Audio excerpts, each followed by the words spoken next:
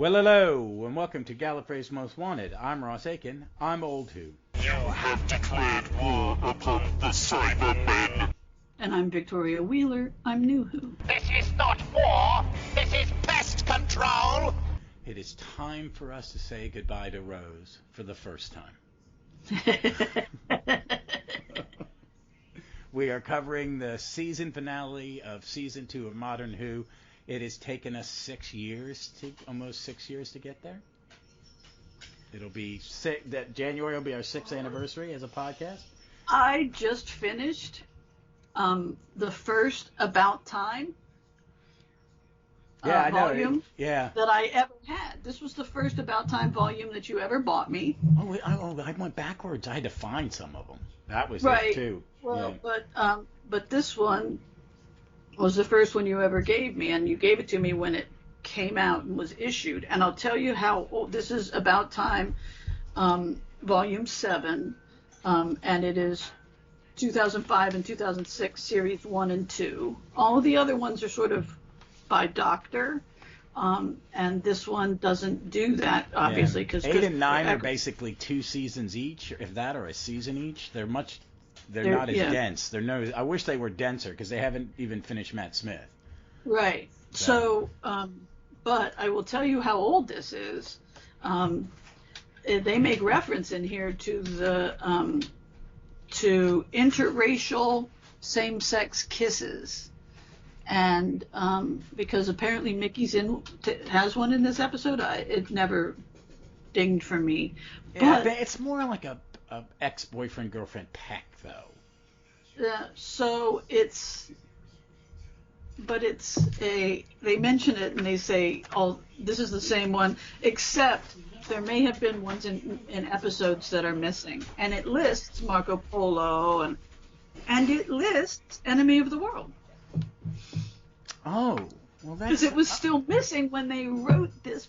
That's volume. Right. This is published in 2013, so it was probably written between 2011, 2012 or whatever. Yep. So that's how old this is. I found that fascinating. Oh, I noticed when we did Enemy of the World remember, because it there it's like, oh, it's missing, and we're both like, we've watched it 100 times. Right. Because it's good. Right. Yeah, but hey, we're gonna jump to the synopsis, folks, and we'll be right back, and we'll talk about this one. I've got mixed feelings about it.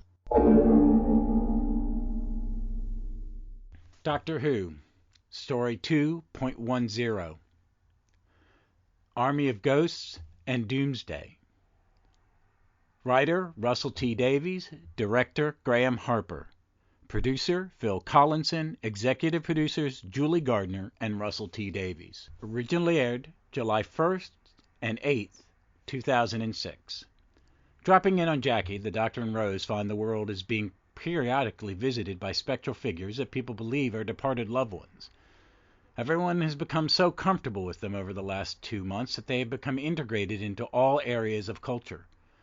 The appearances coincide with the activity of Torchwood Institute, where Yvonne Hartman's team is extracting energy from a breach in space at the top of Canary Wharf Tower.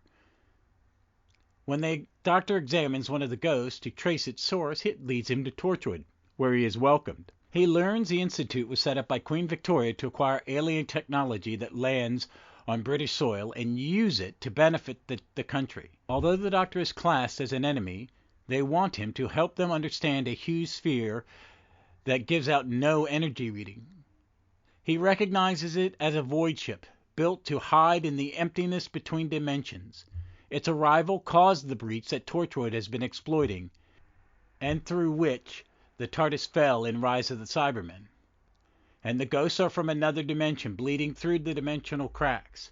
The Doctor convinces Yvonne to postpone the next ghost shift, but it is initiated by personnel who have been taken over by the Cybermen.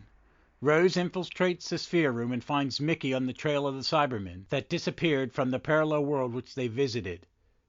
As the ghost shift reaches full power, the specters across the world are revealed as Cybermen, and the sphere becomes active, opening to reveal its occupants, Daleks. These are the 4 members of the Cult of Skaro, a Dalek think tank that escaped the Time War in the Void Ship, taking with them the Genesis Ark. The Cybermen try to negotiate an alliance, but the Daleks reject them as inferior. The Doctor is transported to the parallel Earth where Pete Tyler explains how the Cybermen infiltrated its version of Torchwood and escaped through the breach. They return and rescue Rose from the Daleks, but Mickey accidentally primes the Genesis Arc. The Daleks fight through Cybermen and Torchwood troopers to get the Ark out into the open, where it is revealed to be bigger on the inside and releases millions of imprisoned Daleks. Because both Cybermen and Daleks have been through the void, they are contaminated and will be sucked back if the Doctor fully opens the breach. Rose would be too, however, so he sends her and her family to the parallel Earth for safety. Rose refuses to leave the Doctor even at the cost of never seeing Jackie again, and returns to help him activate the breach. All the Daleks and Cybermen are pulled in. Rose nearly is too before Pete transports her to his world, but she is now sealed off from the Doctor's universe forever. The Doctor sends a projection through the last closing crack to say goodbye. She declares her love for him, but he is cut off before he can tell her he feels the same. Again, another wonderful synopsis from the New Who Program Guide, official and unauthorized, by Ball Smith, with a foreword by the author of the original episode guide, Jean-Marc Leofficer. All right, that was a wonderful synopsis from the program guide. Folks, if you don't have the two versions of Mark Leofficer and the Paul Smith one, I recommend them. A lot of fun. So I'm going to start on this one. I went into, when I went to do my first viewing of it this week, was I was going to tear it apart. Because I have, over and over again, said, I think the finales are a little much at times. And I think it's not the greatest note to give someone, if I was to give it to their face, is just do better. Just tell a better story instead of a bigger story. But I actually enjoyed this more than I thought I was. And I think it's because I haven't watched any Tennant except to do this podcast since before the pandemic. Yeah. Because I'm not interested in rewatching a lot of early New Who, because the first 4, 5, 6 seasons I would do a rewatch every time a new season started. Right. So, and then so much new old Who was coming out with the animation. Jeff had got me to go. Jeff goaded me, said, hey man, I think you're misinterpreting season 18. Why don't you give it a rewatch? So when I got the Blu-rays, and the Blu-rays, I've been watching the Blu-rays when I get them, right. And I'm just all this new old Who. So I've cleansed my brain of any negativity I was harboring for this, and just enjoyed it as a fun little story. I didn't care that it was a season finale. I didn't care that I was sick of Rose at this point when I saw it the first time. That I'm not the biggest Rose fan, and during rewatches, I think I got more sick of her. Yeah, I mean, this is a familiarity breeds contempt. Exactly. Situation, and I think that's one of the things, because we're seeing a pushback against David Tennant, who was and remains for a lot of people their favorite Doctor. He's the new Tom Baker. You had the two, you know what I mean? Yes, and exactly. he deserves it. And he deserves that accolade. He deserves it. And when you watch this episode, these 2 episodes, when you watch this story, you see things that make him great. Yes. Right? Why he is so popular. Why he is so popular. He's so very good. Right? And this is, he's my favorite Doctor because, fell in love is the wrong words for it. Because what I would say normally is like, oh my God, I fell in love with him after going through the grieving of my first Doctor, right? And then here's this Doctor, and I just fell in love, and it's not fell in love. And because fell in love is a very charged statement with this story.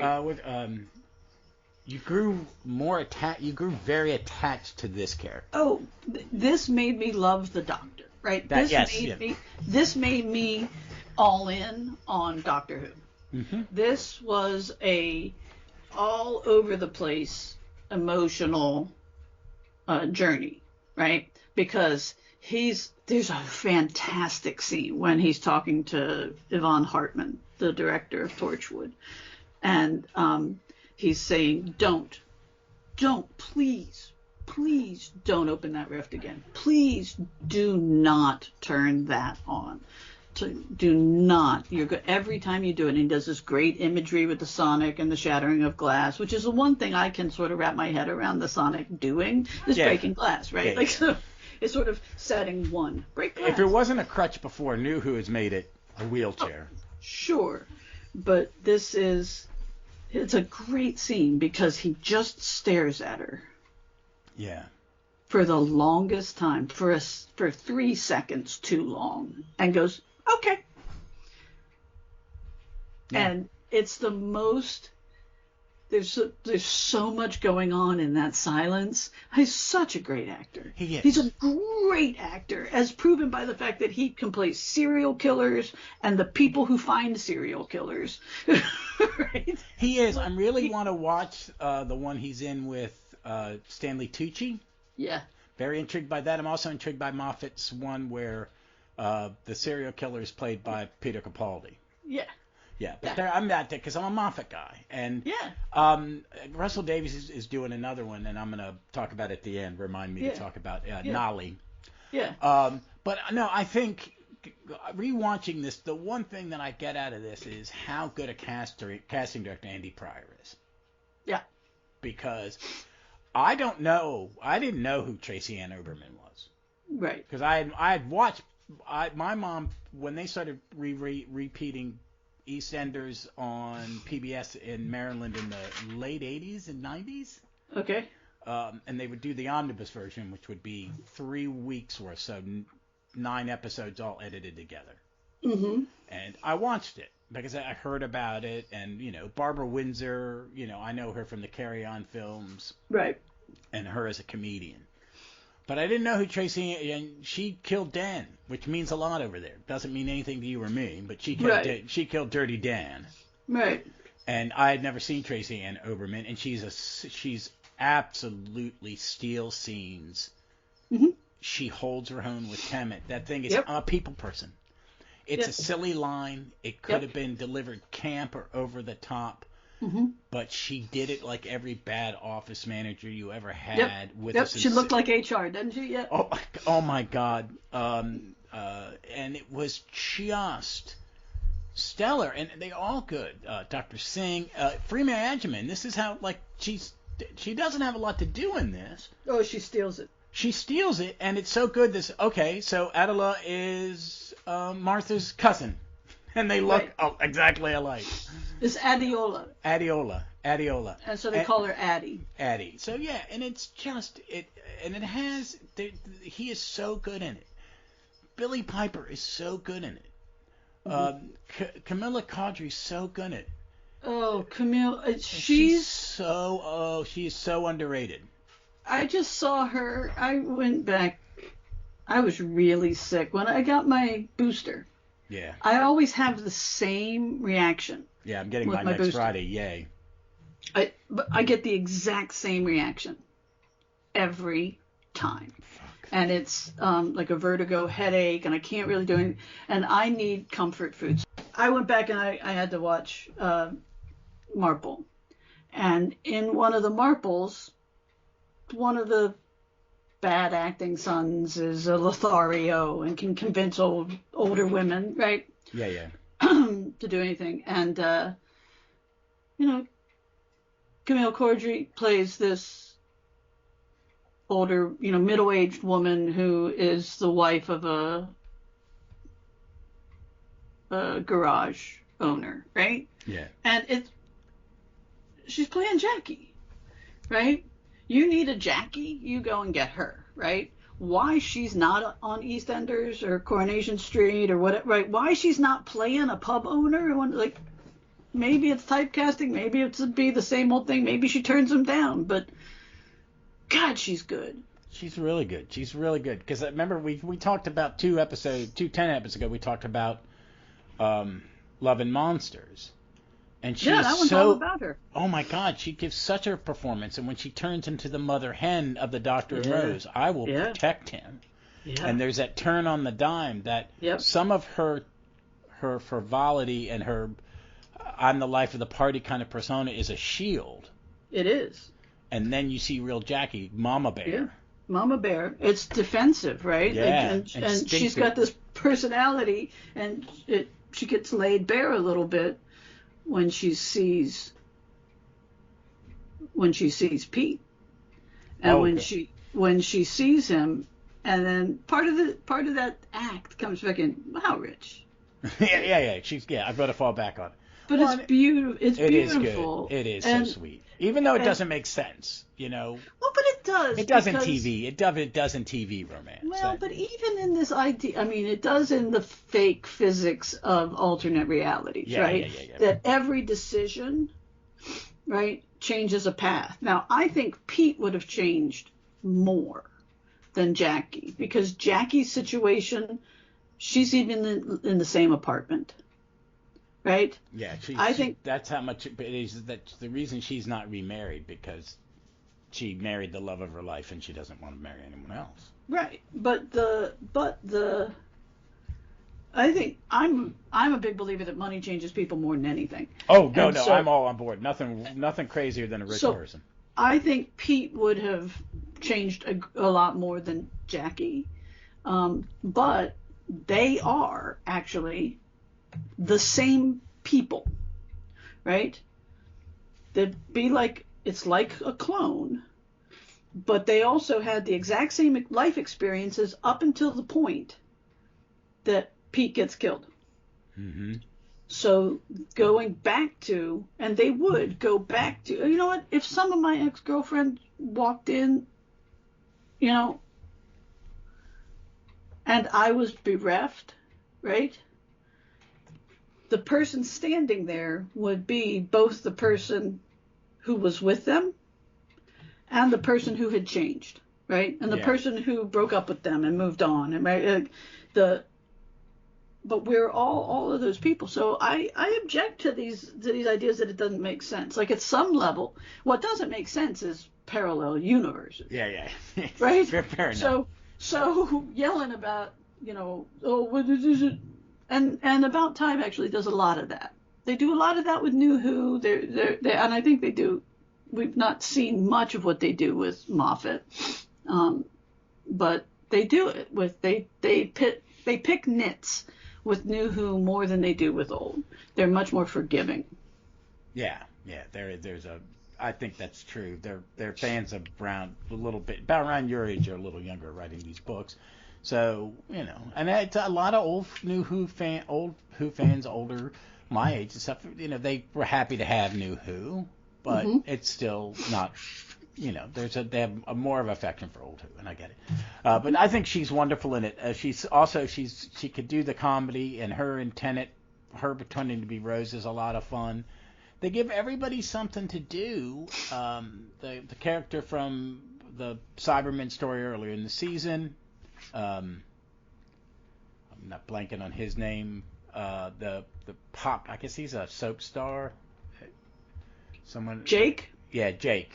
Look, one of the things about times, I picked up my About Time to look for something and fell on this. When they talk about that scene where Tennant is setting up the triangulation in the playground, and you know it, and they say that it might actually be the quintessential Tennant scene, you know, because that guy crashing about, running out to set up something, you know, that's been cobbled together, right? That's a classic Doctor moment, right?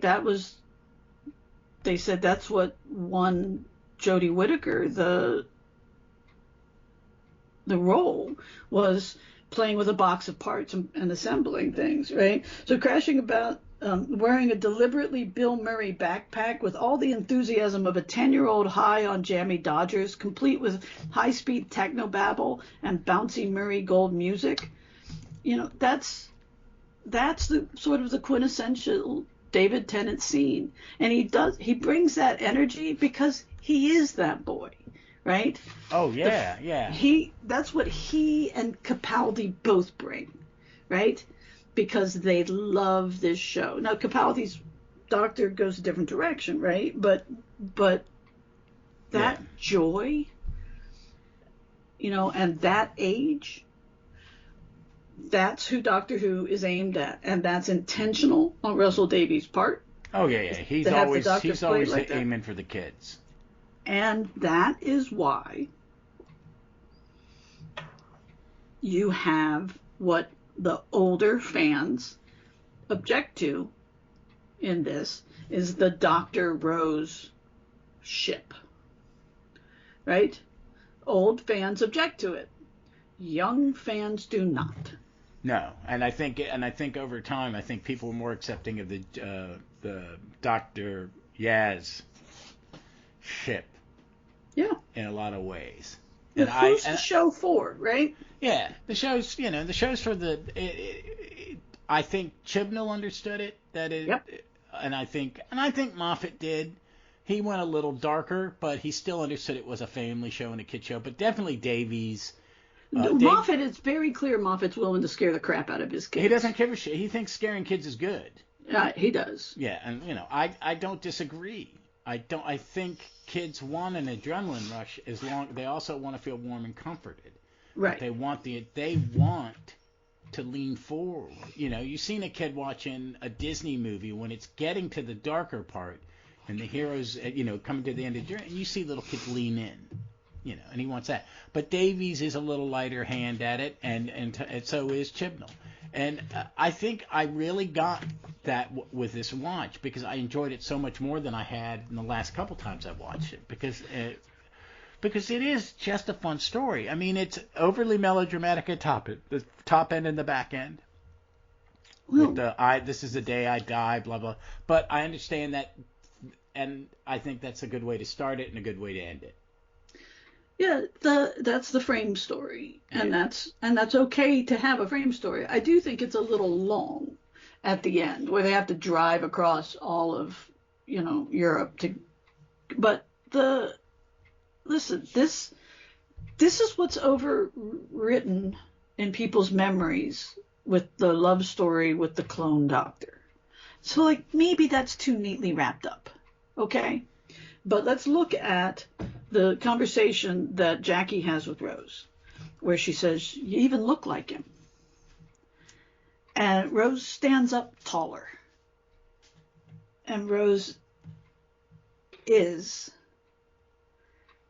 more than any other companion becoming Doctor-like. Yeah. More than any other companion before her. Right? And then we look at the journeys of the next companions. Okay, Donna is never going to become anybody but Donna. Yeah.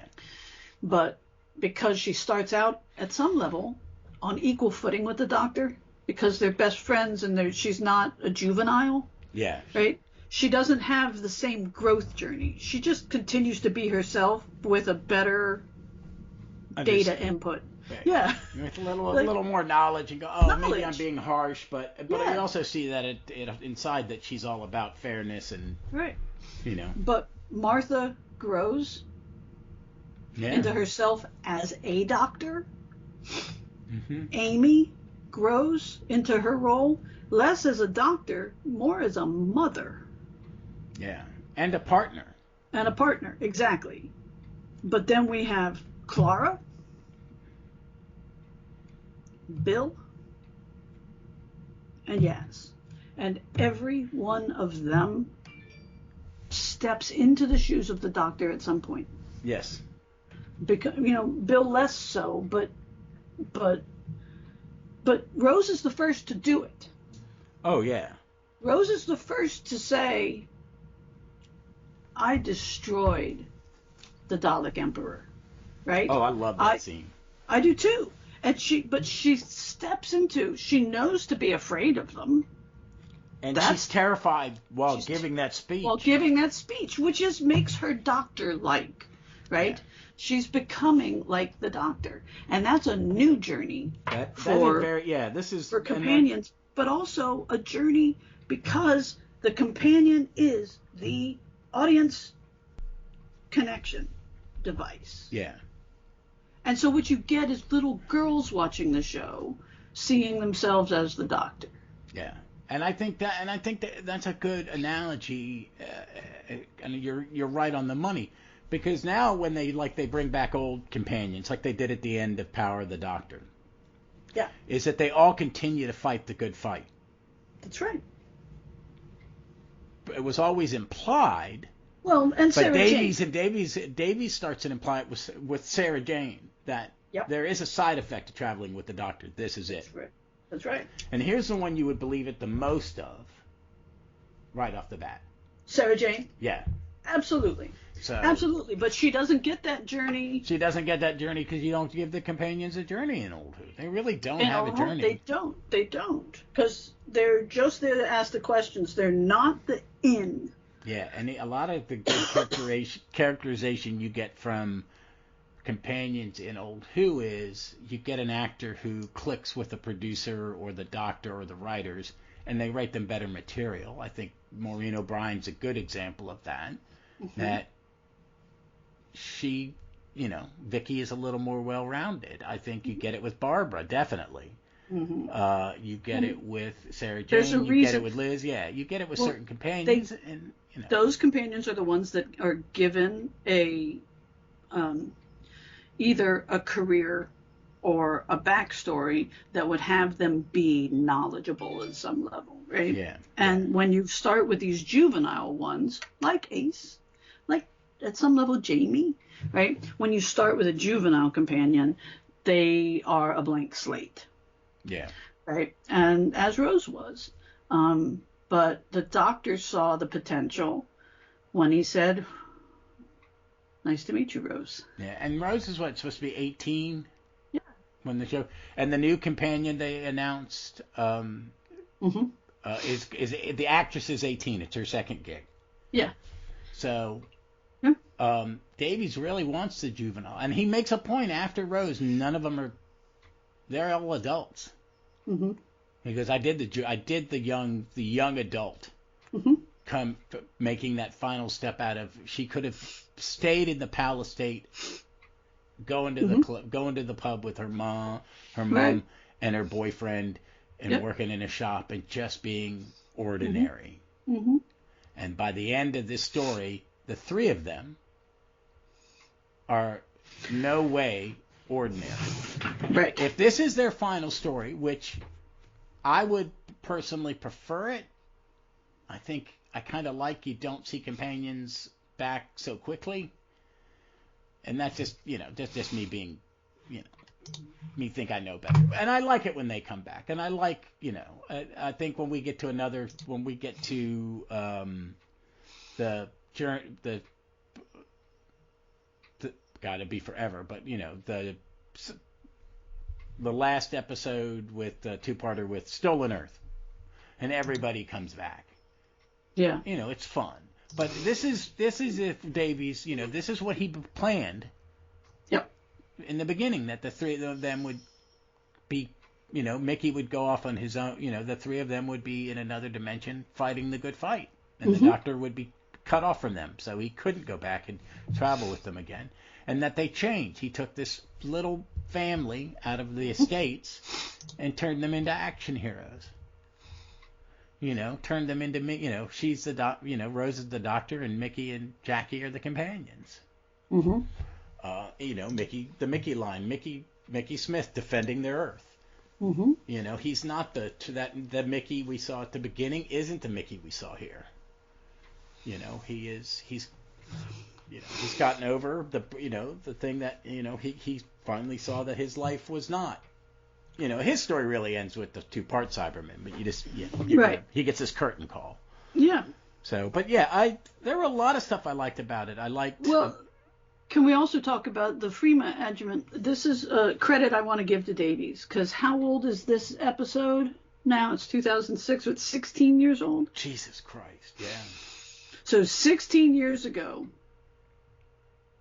Davies places, and maybe it's Toby, Andy Pryor. Andy Pryor was the casting director. No, because did they cast her and then name her? Or did they say we want Adiola in this? I don't think she had a last name. They added the last name of Jones. Right, but her Adiola is a Nigerian name. So is she named? Does he say, let's put a West African in this chair? To represent I think he all does. the West I Africans. I think he does. He's very much about blind casting, but he's also putting roles in for diverse people. For diverse people, yeah. And I want to say, 16 years ago, the guy who casts a Central African doctor, a Central African / Scottish doctor, was doing it a long time ago. Oh, now, yeah. Freeman Agyeman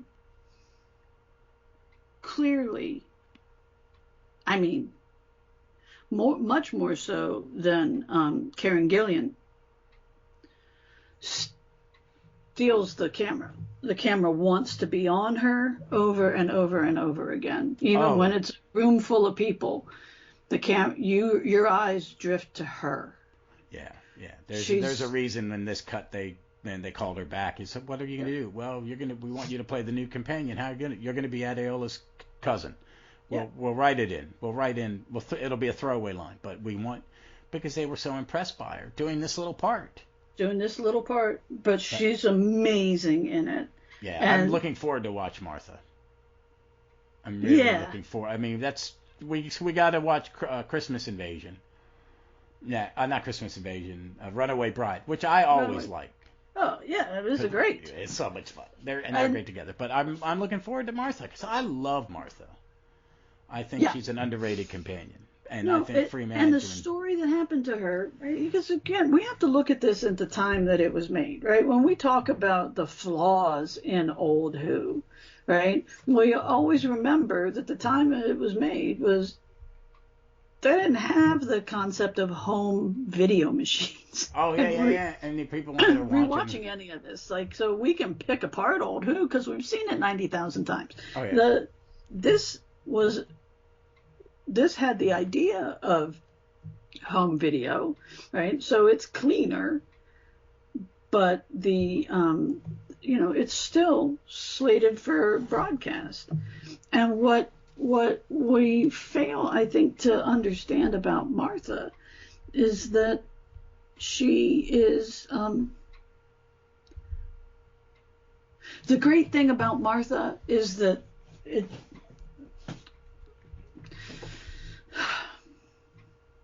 she's the only one that doesn't die because she has agency. Yeah. And she makes her own decisions. And she goes on to, of her own accord. Like, she makes the decision. And the fact that is a black woman having that much agency is revolutionary. Yeah. It is great. And you're right, because I can't even think Yaz is separate from the Doctor because the Doctor's going to die. Right. But it's no one. I would like to see more companions choose to stay. I mean, choose to leave, and not in a Layla or Steven way, where it's kind of written in and like, this makes no sense. Why are you staying? Why are you leaving? Perry. Oh God, don't even get started on what they did to Perry, because that's just Right. But we gave her a tragic end. You gave her a bad end that you tried to fix. Right. And you made it worse. Right. So yeah, but that's the good thing about Martha, because that scene where she says, "I need to take care of these people. You don't need me." Right.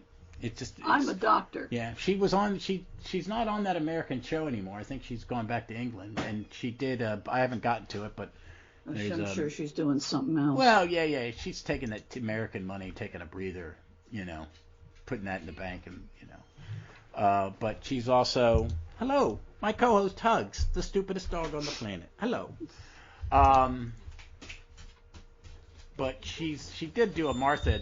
It's all set in the year that Martha's traveling in between that part 1 and part 2 of the Dobby Doctor.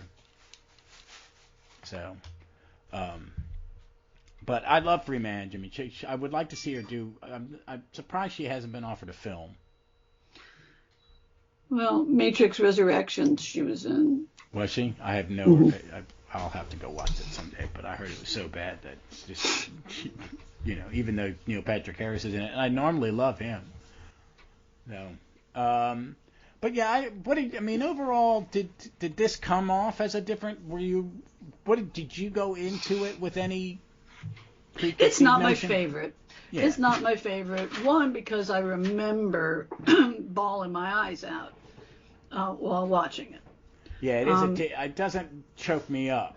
Not anymore, but I do. Yeah, I do that last little moment when he's about to say "I love you." Right. That little bit. I go, "Oh, that's sad." Oh, look, there's Donna. But he's just said quite right too. And I'm not an asshole, right? Like, he's an asshole. So, but no, I remember the tears streaming down my face while were on either side of the wall. That's the moment. Because you feel for Rose, because you're supposed to. Yeah. She is the audience identification tool, and you don't want to lose another Doctor, right? And you've just lost one at the end of last season, and now through Rose, you're losing connection to a Doctor. And so it's emotionally very hard. And it's supposed to be the most impactful the first time you watch it. Oh, yeah. That's what television was.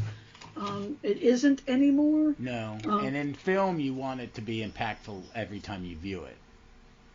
Right. I think film directors understand, especially post-blockbuster generation. Yeah. That things are meant to be reviewed. Because remember, when we were kids, you went and saw a movie and that was it. Unless it came back in a revival 5, 10, 15, 20 years later. Right. Right.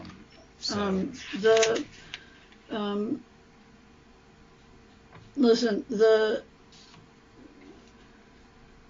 you'd never seen Daleks fight Cybermen? Oh, I thought that was the best idea in the damn world. I was 13 years old again. Think about it. And it was great. And having them have that camp argument in the hallway, the only thing that makes you better than Daleks that you die better. Right. Really? And there's a whole lot of criticism out there that's a silly way for the two greatest villains to fight. It's the perfect way. Exactly. The perfect way. I agree. Because they're There's nobody freaking robots and That's right. squids in a battle armor. It doesn't matter. It makes so much sense. Oh my God, it is, and it's also that thing about, I think 80s Cybermen are a bit over the top. Mincy. They are a bit mincy, and he's excellent. Yeah. I was waiting to hear someone do their best David Banks. Yeah. And I didn't, I really liked it. And the Cybermen were terrifying, going into those tarps and the screamings. Yep. Yep. All that body, stuff that you don't see, the body dysmorphia that you don't see. Yeah, exactly. I just don't like it. They're just brains in there. I really do like the arm might be human, and this might be human, and they're a patchwork. I think that's even more terrifying. But they're still terrifying here, I think, and I think the Daleks are. But even About Time gives plenty of critiques, but even they have to admit that millions and millions of people saw this episode, right? This hit, and it hit hard, and it was huge. Yeah. And we can't, we've seen it so many times, but I had tears streaming down my face the first time I saw it. The old Who fans like you were shitting themselves when the Daleks and the Cybermen faced off. Oh, yeah. You would have leapt out of your seat when the Daleks came out of that bubble. Oh, it did. I love that when they start shooting them out like a Pez dispenser. Yeah. I was like that. And I like Daleks with names. And they're going, cheesy Daleks with names, what's that? Right. That's scary is what that is. That's scary is what that is. Exactly. Exactly. And that's what Davies was thinking. Yeah, right. It is, and they're great. We get the Caldescaro back the next season, and it's just, I really beat up on that one. Yeah, but I do too. I'm not a fan of that one. The penis face is kind of off-putting. Yeah, and They get a lot about New York wrong. Anyway. Yeah. They get it wrong. But having the title, right, is It's what it's a great title. It's a great title. It's a great title. Dalek Take Manhattan is a great title. No, it's just the best, and that's what it's all about. Like, I don't really actually care how good the story is. I want to actually have made that story. I get it. I get it. That's you're pitching that. You're pitching that to Helen Rayner, who wrote it. Right. You know, And somebody's Dalek Take Manhattan. Right. And it's got to be set in the 30s. And somebody's gonna say, yeah. Oh, because Daleks are Art Deco. They right? are. Oh yeah. Oh no, So that never went. I love it when they're inside the Empire State Building. Yeah. Folks in Richmond, we have an old hospital building called West Hospital. Mm-hmm. It was the hospital I work with. It was its bed tower when it was from the 30s, 20s to the 70s. Now it's an office building. Yeah. And it's Art Deco, and it's gorgeous in the lobby. Yeah. It smells like a cat box. Yeah, sure. Because it's old and they can't tear it down. Right. Because it's Art Deco, so it's got to be preserved, and it's full of asbestos, or was Yeah. it? It was full of asbestos, and I asked somebody one time, why don't you just tear it down? He goes, it would be more expensive to abate the asbestos we're not legally required to abate, that is deep in the foundation, Yeah. than to tear it down. Yeah, I So we believe would it. have to double. It would cost us twice, and we would get Yeah. sued for tearing it down. So. Well, They're very deco. But seriously, somebody'd be like, well, is it going to be any good? Who cares? I get to put the title. Yeah, right? Like, it is. And then that's what I'm matters. hoping it's fun this time. I think what I'm finding with these, because I haven't watched them in the past couple, and looking for the next one we do is the Christmas Carol, Mm-hmm. which I frickin' love. And I did an episode with Frasier about holiday specials, Mm-hmm. and this is mine. Of all the Christmas specials, Right. holidays, of all the Christmas ones, this is my favorite. Right. And Christmas Invasion is good because it's set at Christmas, but it is just a Doctor Who episode. Runaway Bride, Also, just a Doctor Who episode. just a Doctor Who's episode, set at Christmas. Christmas Carol's a Christmas story. The next one, which he likes, is The Lion, Witch, and the Wardrobe. He loves it, and I do like too. it. I Yeah, do too. but it's a Christmas story. I think that one works. Well, we'll talk about it. Yeah. And it's perfectly timed because what are we going to record that the week before Christmas? It'll go up that day. Yeah. So That's we're going this to one. record. I'm a little behind it. We took a week off last week, folks, just so I could get caught up on. It was my wife's birthday this week. Everybody say happy birthday to my wife. Happy birthday. Yes. So, we went. I was doing that and just relaxing, reading comics, but taking a little mental time. I'm taking a week off first week of January. Good for you. The second week of January. Just Well, not going to work. We are. We sat down and watched the Christmas Carol. You know, I've got a friend who's a literature professor who actually teaches every year. Gives one lecture on Muppet Christmas Carol is the best iteration of Charles Dickens' book. And not wrong. It's wonderful. But the one that I loved before, I'm not a fan of the Alistair Sims one as much as I am the George C. Scott one. See, I'm that opposite. And Bill, my brother Bill's like that. Bill, you and Bill agree. And I have not watched the George C. Scott one in a long time. And his sister went to my church. Was a friend of my mom's. Yeah. And her son was an Annapolis grad, naval officer. Very, very sweet people. And here's a story. My mom was at a Christmas party at George C. Scott's sister's house, Mm-hmm. and they had a lady friend who had a little crush on George C. Scott, and the sister handed the phone. My brother wants to say hello to you and wish you a Merry Christmas, and handed it to this lady. And this 6-year-old lady just swooned. Yeah. You know. But yeah, I need to rewatch that one. But because I'm an Alistair Sims guy. But Well, I agree with the Muppet. I have to watch the Muppet Christmas Carol every year. Yeah, because it's the best. But the George C. Scott one does cleave very closely to the book with the narration and everything. But boy, it's like watching a Doctor Who, right? Mark Strickson plays young Ebenezer. Exactly. Yeah. I was like, that's Turlo. there's a lot of Who actors in it? Yeah. Yeah. George C. Scott's the only American in the cast, isn't he? Yeah. Yeah. But And I love George C. Scott. I would actually argue that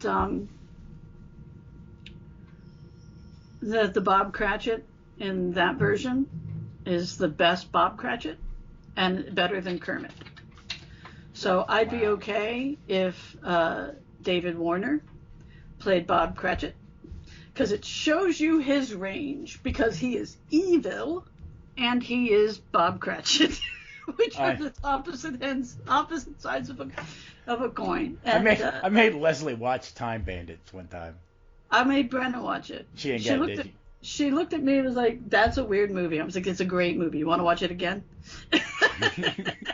That is one in the 80s that came out while I was in high school, and we would roll up to this movie theater. They only had 2 theaters up close to Fort Belvoir and US 1 and Richard. Okay, yeah. Okay. And we would pull up in this high school friend's Dodge Duster, and the 4 doors would open, and this cloud of smoke would pour out, and we went and saw it like twice on every weekend for a while. When it came out on VHS, you would go into Blockbuster, and you'd see all the stoner kids from high school all going to that point, and they'd have like 30 copies of it on the wall. Yeah, we rented it. My sister rented it. I've told people before that we had this RCA player that played it. It was essentially on vinyl. It wasn't Laserdisc, right? Nope. It was a needle. It was lower grade than that, but it was you actually had to stick the cartridge in to take the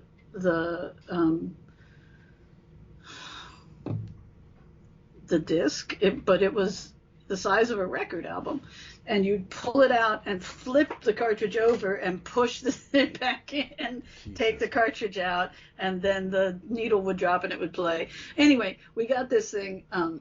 My sister rented it, and I came in the room, and she was like, about to watch this movie, and I was okay. And I don't think I'd read much about it. So I sat down, plonked down, watched it. We watched the whole thing. She looked at me, and goes, "Want to watch it again?" And I said, "Yes." And she put the thing in, flipped it over. We watched it back to back. Oh man, he is so good in that. When he blows the guy up and the person asks him, "But what do we do this?" And he kills him and goes, "Good question." Yeah. I loved what's her name? Lisa Bowerman. Lisa Bowerman posted a picture of him. They'd gone out to eat, and somebody walked up to him and who was wearing a Time Bandits t-shirt, and Warner was wearing a Time Bandits t-shirt. Oh my God! Oh. And there's nothing better than that. He was such a great actor. He's such a great actor. I need to get. I may just jump ahead one day and get the Bennies that have him and Gatiss as the Doctor and the Master in them. Oh my God. Yeah, because the 3 of them, it's got to be amazing.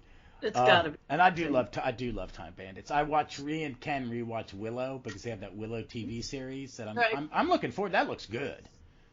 The trailers have looked good, and me and Ken were watching it, and I just wanted to go. I don't want to point out the midgets or the little people from Time Bandits, because every time Billy Barty came on, and I said, "Oh, that's Billy Barty," and Ken looked at me, kind of looked aside, as, "How do you know that guy's name? Why do you know that man's name?" Because he's R2D2. No, that's no. Billy Barty's is a Wizard of Oz dwarf. Oh, okay. You saw him, you go, okay, that's Billy Barty. I forget who plays. I call them. I'm like, that's Fidget, right? Like, I call him. Fidget was in the band in Willow. He's banging on a drum. He was an Ewok. I know. And I love Warwick Davis. I absolutely think he is an incredible actor. That sitcom that he did where it's about him as an actor, and Steve Merchant plays his agent. Oh, There's yeah. a scene where Liam Neeson and him are auditioning for a part. And Liam Neeson wants to be a stand-up comic and starts telling jokes, and they're just racist.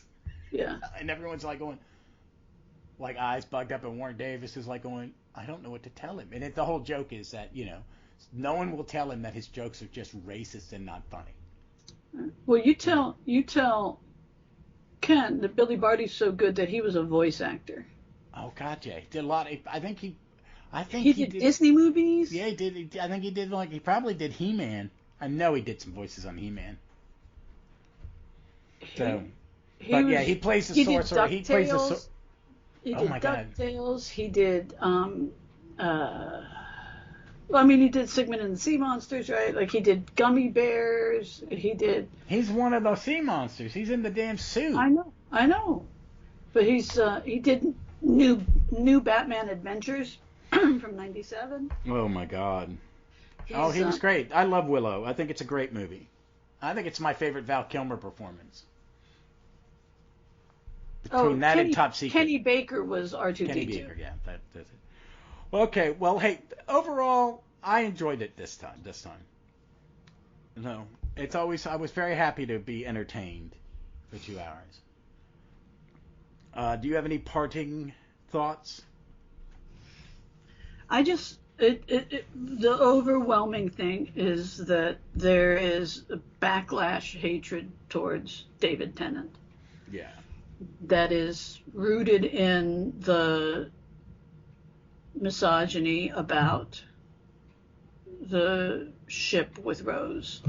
But, and the other thing I'm going to point out is it was done all over the place at that era. Like this is Buffy, right? Like Buffy and Angel, right? Like all that stuff. It's a terrible trope in shows where they're in love but they can't do anything about it. It's dull, folks. It's been done. Either have them fall in love or have them, if you're going to have two main characters, have them comment on the other's relationship. But at the time... At the time, it was standard It practice. Wasn't been done.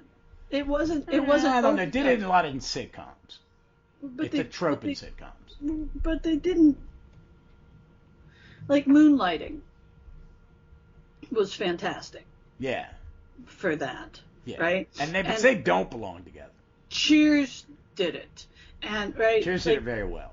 Yes. But it hadn't been overdone. No. Now I hate it. Now you hate it. Now I hate it. I can't stand it. But it hadn't been overdone then. It was a newer thing, and it was what was done, and the fans demanded it. Oh, right? Yeah. Like they did with and I'm never looking for it. That's because romance isn't the be all and end all of life for me. No, right? I'd like to see. I like seeing the ones. I think which is why I'm attached to Bill in the Doctor and Donna in the Doctor and Yaz in the Doctor. Yep. Because it's about. I want to see their a real effect, a real emotion. Yep. Romantic love is special and unique, but friendships, man, I want to see. I want to see that. I agree. It's a stronger thing. It's some people have very few. It's like we talk about. I have 5 friends. Uh-huh. Don't you want more? No, I have the 5 I know. Yep. That if I call them, they're there. That's right. That's all I need. And that's what I want to see, and I think you see it. You definitely see it with Donna and 10. Oh, absolutely. And that's why they're coming back. We're going to see it in Donna and 14 because he is. But it's why they're coming back. Yeah, because it works and it's great. Yeah. And what's going to be cool is people are going, oh, I hate that they're calling in the 14th Doctor, and I said, no, I think he's preparing you that this is not the 10th Doctor. I don't know. No, I can't wait. I can't wait because I think David Tennant is. Oh no, amazing. it's going to be good. It's going to be great. They did. I don't like the hate. I get offended by it. I get it a little bit because I just get. It's the same. The familiarity breeds contempt, and when I see it and when I watch him, I'm like, I forget about it because I love it. Yeah. Because you love it. Exactly. Yeah. Matt Smith is special. I agree with you, but there is something about and it's the love, right? Yeah, That's what it is. Is that Matt Smith is like, oh, this is a really cool role, and I think he's a convert of Doctor Who. You know what I mean? Now he gets it. Now he gets it. He will come back and do something at some time. Yes. But not right away. I will say this is Character Options. People do the figures offered a box set of Jodie in the Master Doctor costume where it's bits and pieces, and the 14th Doctor is a 2 figure set. Wow. I ordered mine. No comics this week. Think. Because that way I have a 14th Doctor figure, and that I didn't buy anything this year. I didn't buy anything of money. I'm gonna wait and hopefully get David Bradley with his TARDIS down the road, but that's I'm gonna wait until it ends up on Amazon. Because the ones the exclusives over there end up on Amazon here. Yeah. 6 months later, and I want them to do a Fugitive Doctor. So, but that'll be it. Anything to recommend to anybody? No, I'm. You're Christmasing, getting. I did go back. I did after we talked about Operation Mincemeat movie. I did watch it. And it made me go back and listen to find another book about another, because I've done all the Ben McIntyre's books, except there's a new one that I just got from the library. So I went down a rabbit hole with some of those, and and then saw that our friends from All About Space and Time Pod, Mark, downloaded the audiobook based on my recommendation, and I can't urge it enough. And but you watched yeah, the movie too. Yeah, I'm looking at another Patrick O'Brien novel is what I'm working on right now. My library just sent me the audio. I can now listen to the audio of the first Master and Commander novel. Excellent. Yeah, so I'm going to pause. I wanted to get through a certain chapter because I'm still listening to Sandman Book 1 audio play. It's the best audio play I've ever heard. It is absolute, but it's got the cast you're not going to get anywhere else. Because they want to work with Gaiman. Yeah. Kat Denning from the Thor movies and Two Girls, whatever. Yep. She's Dream. And her dream is so different than the comic Dream and the other woman who played it, but it's wonderful because they're brother and sister, and it's the episode where she comes up to him when he's feeding on the park bench, and he's just been, the whole premise is that Dream has been kidnapped and held prisoner for 80 years, and now he's out, and he's trying to get all the sand that he blows on people, getting all of the things that hold his power.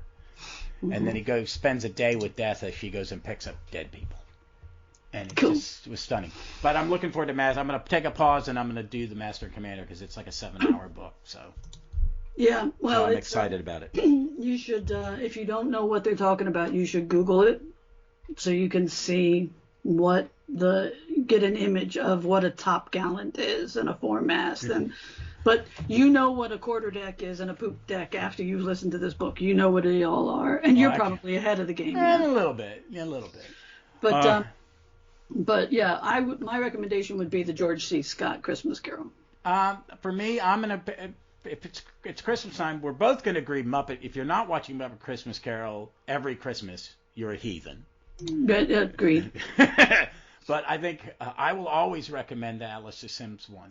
It is something that I used to, when I was single, would watch it late at night near Christmas because it would come on late at night when we were kids on channel 5 or 20, I can't remember, in DC.